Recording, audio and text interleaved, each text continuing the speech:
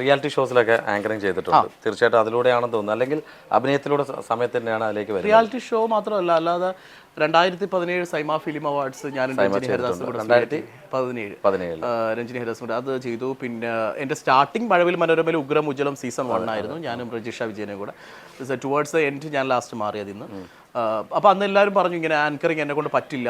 അപ്പോൾ വീട്ടിലും പറഞ്ഞു നീ കുഴപ്പമില്ലാതെ അഭിനയിക്കും, പക്ഷേ ഈ ആങ്കറിങ് ചെയ്ത് അതിൻ്റെ പേരും കൂടെ കളയണ്ട. പക്ഷേ ഈ പറഞ്ഞതുപോലെ എന്നെ എന്തിലേക്ക് മാറ്റി നിർത്തുകയാണെന്നുണ്ടെങ്കിൽ എനിക്കത് ഭയങ്കര ഒരു ഫയർ ഉണ്ടാവും. അപ്പോൾ തിരിച്ച് ഞാൻ അതിലേക്ക് ഒരു കംബാക്ക് ഉണ്ടാവും. അങ്ങനെ രണ്ടാമത് ഞാൻ വരുന്നത് ഇന്നും എനിക്ക് ഓർമ്മയുണ്ട്. ഏഷ്യാനെറ്റിൽ നമ്മുടെ ഏഷ്യാനെറ്റിലെ പ്രൊഡ്യൂസർ ശശിയേട്ടൻ ഒരു ഈസ്റ്റർ പ്രോഗ്രാം എനിക്ക് ഏഷ്യാനെറ്റിൽ തന്നു. അത് ഹോസ്റ്റ് ചെയ്തു. സോ അത് ഭയങ്കര ഒരു കോൺഫിഡൻസ് ബിൽഡ് ചെയ്തു. സോ അതിനുശേഷം ഏഷ്യാനെറ്റ് പ്ലസ്സിൽ ഒരു ഷോ ടെലിഫോൺ മണിഫോൺ ചെയ്തു. പിന്നെ ലാസ്റ്റ് ചെയ്തത് സൈമ ഫിലിം അവാർഡ്സും നമ്മുടെ സി കേരളത്തിൽ ബോയിങ് ഷോ ആങ്കർ ചെയ്തു. ഏഷ്യാനെറ്റിന്റെ ടെലിവിഷൻ അവാർഡ്സിന്റെ റെഡ് കാർപ്പറ്റ് ചെയ്യുമായിരുന്നു. രണ്ട് ഡൗട്ടുകളുണ്ട്. കാര്യം ആസ് എ ആങ്കർ ഇപ്പൊ ഈ സൈമ അവാർഡ് ചെയ്യുമ്പോൾ മലയാളം കാറ്റഗറി വരുമ്പോൾ അതിൽ സൈമ അവാർഡ് ലൈവ് അല്ലായിരുന്നു. കാരണം സൈമ അവാർഡ് ശരിക്കും അത് ചെന്നൈയിൽ തന്നെ സൺ ടി വിയിൽ ഷൂട്ട് ചെയ്തതായിരുന്നു.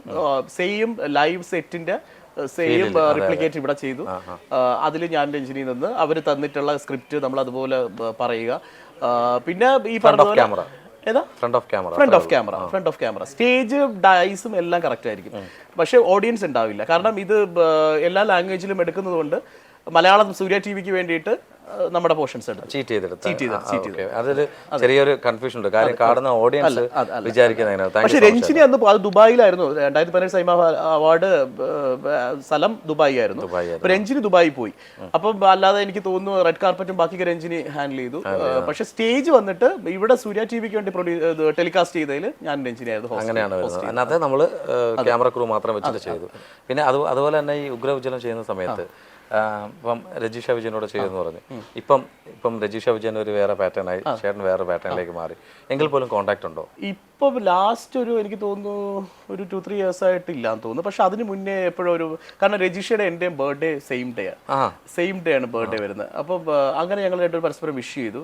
പിന്നെ അല്ലാതെ എൻ്റെ കല്യാണ സമയത്ത് വിളിച്ച് സംസാരിച്ചിരുന്നു. ഇങ്ങനെ അല്ലാതെ ഇപ്പൊ റീസെന്റ് കുറച്ച് നാളായിട്ട് കോൺടാക്ട്സ് ഇല്ല. ഇപ്പൊ ഈ ഇൻഡസ്ട്രി ആയിട്ട് കുറെ നല്ല ബന്ധങ്ങളുണ്ട്, സിനിമയിലും സീരിയലായാലും. പക്ഷെ ചേട്ടൻ കുറച്ച് നാളുകൾക്കിടയിൽ എവിടെയോ മാറി മറിഞ്ഞ പോലെ, അല്ലെങ്കിൽ കാണാതെ പോയതായിരിക്കാം ഞാൻ, അല്ലെങ്കിൽ പലരും കാണാതെ പോയതായിരിക്കാം.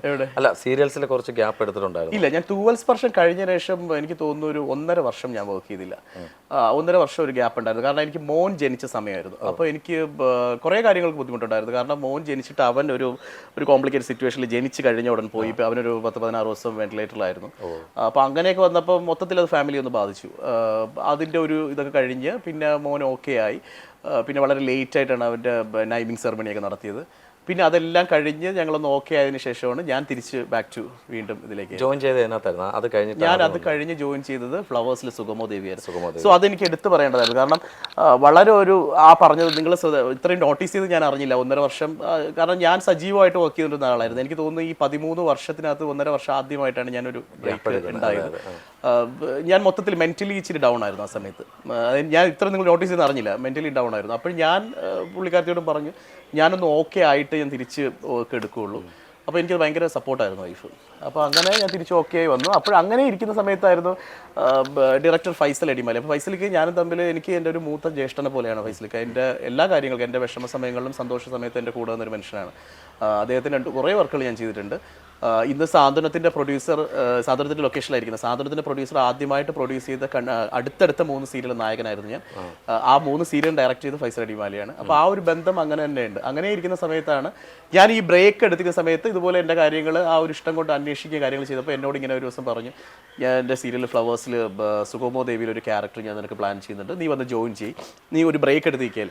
അങ്ങനെ ഞാൻ സുഗമോ ദേവിയിൽ ജോയിൻ ചെയ്ത് കഴിഞ്ഞ് എനിക്ക് തോന്നുന്നു ഒരു വീക്ക് 2 വീക്ക് കഴിഞ്ഞ് ടെലികാസ്റ്റ് കഴിഞ്ഞിട്ട് എനിക്ക് പർവറ വർക്സിൻ്റെ കോഴ്സ് വന്നു. എനിക്ക് അതിനുശേഷം സൂര്യന്ന് വന്നു, പല ചാനലിൽ നിന്ന് വന്നു. പിന്നെ വന്നതാണ് മഴവിൽ മനോരമയിൽ കഥാനായിക എന്ന് പറഞ്ഞൊരു സീരിയൽ. അത് ചെയ്തു. അത് ചെയ്തുകൊണ്ടിരിക്കുന്ന സമയത്ത് തന്നെയാണ് സാന്ത്വനത്തിൻ്റെ ഡിസ്കഷൻ വന്നത്. എനിക്ക് തോന്നുന്നതേ ചേട്ടൻ ഫ്രെയിമിൽ കാണാൻ വേണ്ടി ഇരുന്നായിരിക്കും, ആൾക്കാർ കാത്തിരുന്നായിരിക്കും വിളിക്കാൻ അങ്ങനെയൊന്നുമില്ല, വേണ്ടി. അതൊക്കെ ചുമ്മാ ഇച്ചിരി പുള്ളിങ് ആയി പോയിട്ടുണ്ട്. പക്ഷെ ഞാനത് ഫൈസലിക്കോട് പറഞ്ഞു, അത് എനിക്ക് ഭയങ്കര ഒരു ഐശ്വര്യം തന്നെയായിരുന്നു ആ പ്രോജക്റ്റ്. കാരണം ഞാൻ ആ 1.5 വർഷം ബ്രേക്ക് കഴിഞ്ഞപ്പം ഞാൻ എൻ്റെ മനസ്സിൽ വിചാരിച്ചു, സാറിന് നമ്മൾ ആൾക്കാർ മറക്കും, അല്ലെങ്കിൽ ഇൻഡസ്ട്രിയിലുള്ള ആൾക്കാർ കുറച്ച് മറക്കും, പിന്നെ വീണ്ടും ആൾക്കാരൊക്കെ നോക്കിയിട്ടായിരിക്കും നമ്മളെ വീണ്ടും ആ ഒരു ഡേറ്റ വിളിക്കുന്നത്. പക്ഷേ എന്തോ ഫ്ലവേഴ്സിൽ വന്ന് ഈ ഫൈസലിക്കോട് പ്രോജക്റ്റ് ചെയ്തതും പർവറ കോൾസ് വന്നു. ഞാൻ ആദ്യമായിട്ടാണ്, ഞാൻ ഒരു സമയത്ത് ഒരു സീരിയൽ ചെയ്യുന്ന ഒരാളായിരുന്നു, ഈ 13 വർഷത്തിൽ ആദ്യമായിട്ടാണ് 3 സീരിയൽ ഒരു മാസത്തിൽ ഞാൻ എടുത്തത്. അങ്ങനെ എടുത്ത് പിന്നെ എനിക്ക് ഡേറ്റ് കുറച്ച് ഇഷ്യൂ വന്നിട്ടാണ് ഞാൻ തൃശ്ശൂരിൽ കഥാനായിക വർക്ക് വിട്ടത്. പക്ഷേ ഇപ്പോൾ സ്റ്റിൽ സാന്ത്വനവും ഫ്ലവേഴ്സിൽ സുഗമോദേവി നന്നായിട്ട് പോകുന്നുണ്ട്. അപ്പോൾ അതിന് എനിക്ക് പ്രത്യേകം നന്ദി പറയേണ്ട ഫൈസലിക്കയുടെ ആ ഒരു സപ്പോർട്ടും. അതേപോലെ ഒരു ഗംഭീര ക്യാരക്ടറാണ് സുഗമോദേവിയിൽ പോകുന്നത്, പ്രകാശ് മേനോൻ എന്നൊരു ക്യാരക്ടർ. അതിൻ്റെ നേരെ ഓപ്പോസിറ്റാണ്, വളരെ കാം ആൻഡ് കമ്പോസ്ഡ് ആയിട്ട്, വളരെ പാവമായിട്ട്, വളരെ സ്ട്രെയിറ്റ് ഫോർവേഡായിട്ട്, വളരെ സിൻസിയർ ആയിട്ട്, അച്ഛനെ സ്നേഹിക്കുന്ന, കുടുംബത്തെ സ്നേഹിക്കുന്ന ഒരു മകനായിട്ട് സാന്ത്വനത്തിൽ മൂത്ത മകനായിട്ട്. സാന്ത്വനത്തിന് തന്നെ നമുക്ക് ഒരു ചോദ്യം ചോദിക്കാം. അതിൽ തന്നെ ഇത് സീസൺ 1 തന്നെ നമുക്ക് പറയാം. പാർട്ട് 1 നല്ല രീതിയിൽ പോയിക്കൊണ്ടിരുന്ന ഒരു സീരിയലാണ്. ഈ പാർട്ട് 2 നല്ല രീതിയിൽ ഭയങ്കര സൂപ്പർ ഹിറ്റ് ആയിരുന്നു. അതെ, അത് എല്ലാവരും ഇരുന്നിട്ട് സ്വീകരിച്ചാണ്. അത് ഭയങ്കര ഒരു ടാസ്ക് ആയിരുന്നു, നമുക്ക് ഭയങ്കര ചലഞ്ചായിരുന്നു. അതെ, അതിലേക്കാണ് ഞാൻ വരുന്നത്. അപ്പോൾ ഡയറക്ടർ പെട്ടെന്നുള്ള ഒരു വിയോഗം, അതാണ് ആ സീരിയലിൽ നിൽക്കാനുള്ള കാരണം. അതിനെക്കുറിച്ച് സംസാരിച്ചതിന് ശേഷം നമുക്ക് കേട്ടോ ഈ ഒരു കഥാപാത്രത്തിലേക്ക് വരാം. അതാ ഇങ്ങനെ ഒരു സീരിയലാണ് സാന്ത്വനം, നമ്മൾ പാർട്ട് 2 ആണ് എടുക്കുന്നത്. 1 എടുക്കുമ്പോൾ കുറേ ടാസ്കുകളുണ്ട്. ചേട്ടൻ പറഞ്ഞ പോലെ തന്നെ ഡയറക്ടർ ചെയ്തു വെച്ചിരിക്കുന്നത്, അല്ലെങ്കിൽ അഭിനയിച്ച് വെച്ചിരിക്കുന്നത്, പ്രൊഡ്യൂസർ ആയാലും ചിപ്പു ചേച്ചി, രഞ്ജിത്തേട്ടൻ. അപ്പോൾ ഈ ഒരു കോംബോ തന്നെ ഭയങ്കരമാണ് അതിനകത്ത്. അപ്പോൾ ഒരു ടാസ്ക് അല്ലായിരുന്നു കേട്ടോ ആ മരണത്തിൽ. ടാസ്ക് അല്ല, അത് ഈ ഒരു ഹോൾ ടീമിനും പ്രൊഡക്ഷനും ഒരു ഭയങ്കര ചാലഞ്ചായിരുന്നു. കാരണം എസ്പെഷ്യലി അടുത്ത് പറയുകയാണെങ്കിൽ വളരെ ഹിറ്റായിട്ടുള്ള ഒരു സീരിയൽ, ആ ഒരു സീരിയലിൻ്റെ ടൈറ്റിൽ നെയിം തന്നെ നമ്മൾ ഇതിലേക്ക് എടുത്തു. അപ്പോൾ സാധാരണ ഒരു സീരിയൽ കാണുന്ന ഒരു സാധാരണ നോർമൽ ഓഡിയൻസിനെ സംബന്ധിച്ചിടത്തോളം എപ്പോഴും ഒരു കമ്പാരിസൺ വരും. അതൊരു ഹിറ്റ് പ്രോജക്റ്റ്, അതിലെ കഥാപാത്രങ്ങൾ എത്ര ഇൻഫ്ലുവൻസ് ചെയ്തു, അവരുടെ കുടുംബത്തിൻ്റെ ഒരു ഭാഗമായി. അപ്പോൾ ഇനി വരുന്ന പുതിയ കഥാപാത്രങ്ങൾ അക്സെപ്റ്റ് ചെയ്യുമോ, ഈ ടൈറ്റിൽ ഞങ്ങൾ എടുത്തത് കൊണ്ട് അതിൻ്റെ കുറേ പ്രഷർ ഉണ്ടായിരുന്നു. അപ്പോൾ അന്ന് നമ്മുടെ ടീസറും അല്ലെങ്കിൽ പ്രോമോ ഒക്കെ പോകുന്ന സമയത്ത് അതിൻ്റെ താഴെ ഭയങ്കര ടോക്സിക് ആയിട്ടുള്ള കമൻസുകളൊക്കെ ഒരുപാടുണ്ടായിരുന്നു. അപ്പോൾ ഞങ്ങൾ ഇവിടെ നിന്ന് ലൊക്കേഷനിൽ പല ആർട്ടിസ്റ്റുകൾ പരസ്പരം പറയുന്നു, ഈ പേര് എടുക്കേണ്ടായിരുന്നു, ഈ പേര് കാരണം നമുക്ക് കുറച്ച് പ്രോബ്ലമായി. പക്ഷേ എന്തോ ചാനലിൻ്റെ ഒരു വിശ്വാസം, പ്രൊഡക്ഷൻ്റെ ഒരു വിശ്വാസം, ആ പേരെടുത്തു. പക്ഷേ റൈറ്റ് നൗ നമ്മൾ ഈ ഇൻ്റർവ്യൂ ചെയ്യുന്ന സമയത്ത് എനിക്ക് പറയാനുള്ളത്, വളരെ പ്രൗഡായിട്ട് ഞാൻ പറയുന്നു, നമ്മൾ ആ ഒരു ടോക്സിക് കമൻറ്റിനെ ഭയങ്കരമായിട്ട് ബ്രേക്ക് ചെയ്തു. ഇന്ന് സാന്ത്വനം ഡ്രൈവ് ചെയ്യുന്നതെന്ന് വെച്ച് കഴിഞ്ഞാൽ പ്രേക്ഷകരുടെ മനസ്സിലേക്കും അവരുടെ വീട്ടിലേക്കും ഒരു അംഗമായി ഞങ്ങൾ ഓരോരുത്തരും മാറിക്കൊണ്ടിരിക്കുക. അപ്പോൾ അത് തീർച്ചയായിട്ടും അത് ഫ്രൂട്ട്ഫുൾ ആയിട്ട് വരാൻ കാരണം അത് ആ ഒരു പ്രൊഡക്ഷൻ്റെ സപ്പോർട്ടും, അതുപോലെ അത് മേക്ക് ചെയ്യുന്ന ക്രാഫ്റ്റ്മാൻ്റെ കഴിവും തന്നെയാണ്. അതിൻ്റെ പിന്നിൽ പ്രവർത്തിക്കുന്ന ടെക്നിക്കലി ആണെങ്കിലും ചാനലിൻ്റെ ആണെങ്കിലും ആ ഒരു ഞാൻ പറഞ്ഞില്ല, അങ്ങനെ ഒരു നെഗറ്റീവിൽ നിന്ന് അതിനെ പോസിറ്റീവിലേക്ക് കൊണ്ടുവരണമെന്നുണ്ടെങ്കിൽ അതൊരു ഭയങ്കര വിശ്വാസവും അതുപോലെ തന്നെ ഹാർഡ് വർക്കാണ്. അത് ഞാൻ പറയുന്നത് ഭയങ്കര ചലഞ്ചായിരുന്നു. പക്ഷെ അത് ഇന്ന് വളരെ സന്തോഷത്തോടെ പറയുന്നു, ഞങ്ങളത് ബ്രേക്ക് ചെയ്തു. ഇന്ന് നിങ്ങൾ ഓരോരുത്തരും തരുന്ന കമൻസും അതുപോലെ പഴയ സാന്ത്വനത്തിൽ നിന്ന് ഈ സാന്ത്വനം 2 വേർഷനെ നിങ്ങൾ അക്സെപ്റ്റ് ചെയ്യുമെന്ന് പറയുന്നതിൽ ഒരുപാട് ഹൃദയത്തിന്റെ ഭാഷയിൽ നന്ദി പറയുന്നു. തീർച്ചയായിട്ടും ഇത്രയും നേരം കാര്യം സീൻ അവിടെ എടുത്തോണ്ടിരിക്കുകയാണ്. അസിസ്റ്റന്റ് ഡയറക്ടർ വന്നിരിക്കുക. അപ്പോൾ പ്രേക്ഷകരോട് എന്താ ചേട്ടാ പറയാനുള്ളത്? പ്രേക്ഷകരോട് പറയുന്നത്, ഈ പറഞ്ഞ പോലെ 13 വർഷമായിട്ടുണ്ടെങ്കിലും ഞാൻ ഇന്നും ഒരു ബഡ്ഡിങ് ആർട്ടിസ്റ്റാണ്. സോ ഞങ്ങളൊക്കെ ബഡ്ഡിങ് ആയിട്ട് ഗ്രോ ചെയ്യണമെന്നുണ്ടെങ്കിൽ തീർച്ചയായിട്ടും നിങ്ങൾ ഓരോ പ്രേക്ഷകരുടെ സപ്പോർട്ടും ഊർജ്ജവും വേണം. എങ്കിൽ മാത്രമേ ഞങ്ങൾക്ക് ഈ പറഞ്ഞ പോലെ ഞങ്ങളൊക്കെ എന്നെപ്പോലെ ഒരുപാട് ഇനി വരാൻ ആഗ്രഹിക്കുന്ന കുട്ടികളാണെങ്കിലും, അല്ലെങ്കിൽ ഞങ്ങളൊക്കെ ഒരു മെൻറ്റേഴ്സിൻ്റെ ഇതിലോ അല്ലെങ്കിൽ ഞങ്ങളൊക്കെ ഒരു ഫിലിം ബാക്ക്ഗ്രൗണ്ടിലോ ഒന്നുമല്ല, ഈ പറയുന്നത് ഞങ്ങളുടെ ഷോൾഡറിൽ, ഞങ്ങളുടെ കാലിൻ്റെ ബലത്തിൽ ഞങ്ങൾ ഹാർഡ് വർക്ക് ചെയ്ത് വരുന്നവരാണ്. അപ്പോൾ ആ ഒരു ഡ്രൈവിൽ നിങ്ങൾ കൂടെ ഉണ്ടാവുക.